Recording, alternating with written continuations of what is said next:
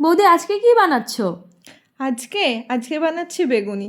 তার জন্য নিয়ে নিয়েছি 3 চামচ বেসন, পরিমাণ মতো নুন, হলুদ। এটা কি দিলে?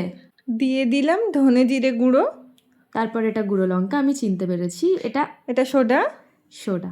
তারপরে হাতা দিয়ে একটু, বৌদি হাতাটা কেন ইউজ করলে? চামচও তো দেওয়া যেত।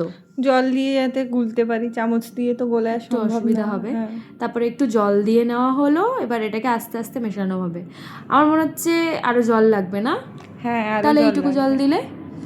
অল্প অল্প জল দিয়ে মিশিয়ে নেব। আচ্ছা, অল্প অল্প জল দিয়ে এটাকে মিশিয়ে নিতে হবে। তারপরে ভালো করে মিশিয়ে নিয়ে ওটাকে অনেকটা সময় দিতে হবে ব্যাটারটা বানানোর পেছনে, তাহলে ইয়েটা আরও বেশি ভালো হবে, বেগুনিটা মুচমুচে হবে। মুচমুচে হবে। এবার আরও একটু জল অ্যাড করা হলো, মানে এই যে কনসিস্টেন্সিটা একটু এরকম করার জন্য। খুব পাতলা না, আবার খুব গাঢ়ও খুব না। গাঢ়।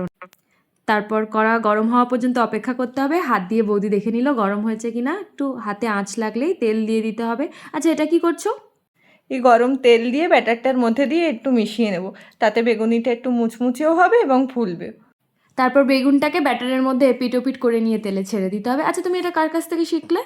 আরে মায়ের কাছ থেকে। আমি তো আগে তেলটা না দিয়েই ভাজতাম, দেখতাম মুচমুচে হচ্ছে না, ফুলছে না, তারপরে মা দাঁড়িয়ে থেকে শিখিয়ে দিল, ব্যাস তারপর থেকে এরকম হয়। হুম, বেগুনি তো আমরা সকলেই খাই, তবে এইভাবে একবার বানিও।